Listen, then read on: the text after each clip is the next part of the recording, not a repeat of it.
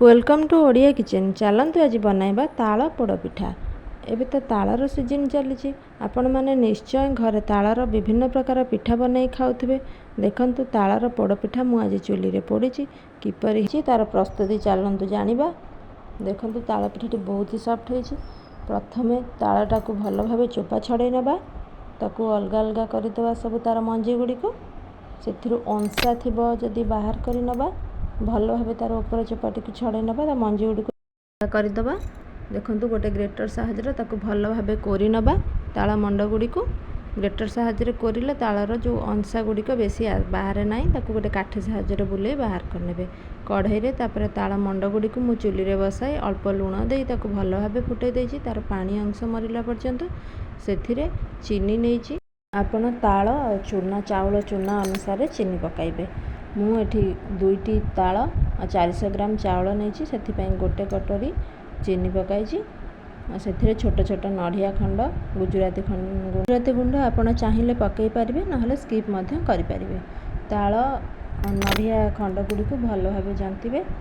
फुटी आसला परे मु देखंतु चाउल गुड़ी को भल भाव धोईकी किसी समय पूर्व सुखेकी गुंड कर नहीं चाउल चूना कर नहीं। चाउल चूना गुड़ी को पकई नेबे। चाउल चूनाटी को भलसे जंतिबे जेपरिक चाउलर बिंडा किछि न रहिबो। भल भाव जंतिबे। देखंतु जंतुणीटी भल भाव प्रस्तुत हो गलानी। ताको आमे अलगा जगह को बाहर करिन।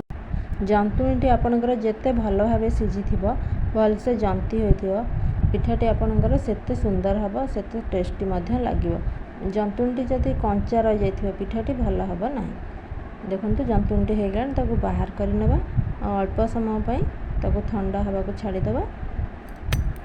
कढ़ई रे अल्प पाउंस और से पानी दे तापर पत्र दे आपन चाहिए सागवान पत्र किंबा शाल पत्र दे पारिबे। मुझे सागवान पत्र देछि, टिके मोटा पत्र बोली ता ऊपर कदली पत्र देछि और से अल्प गुआ घी किछि लगई देछि। पिठार भल स्मेल आसीबो आ पिठाटी पत्र भी भल से जल्दी छाड़ी जीवो।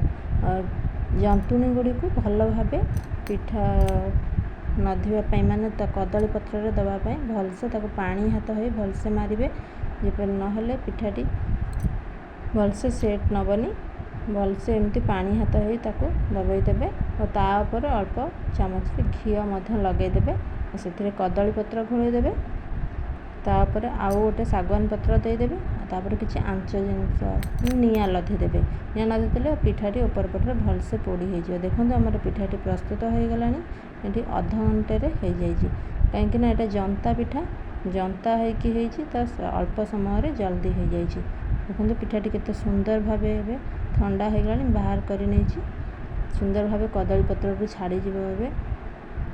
देखो मु घी लगे देती जेहेतु से बहुत सुंदर भाव बाहरी जाऊँगी। बहुत ही सॉफ्ट हो।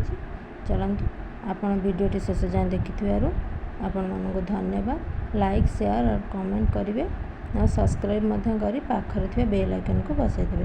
Thank you for watching.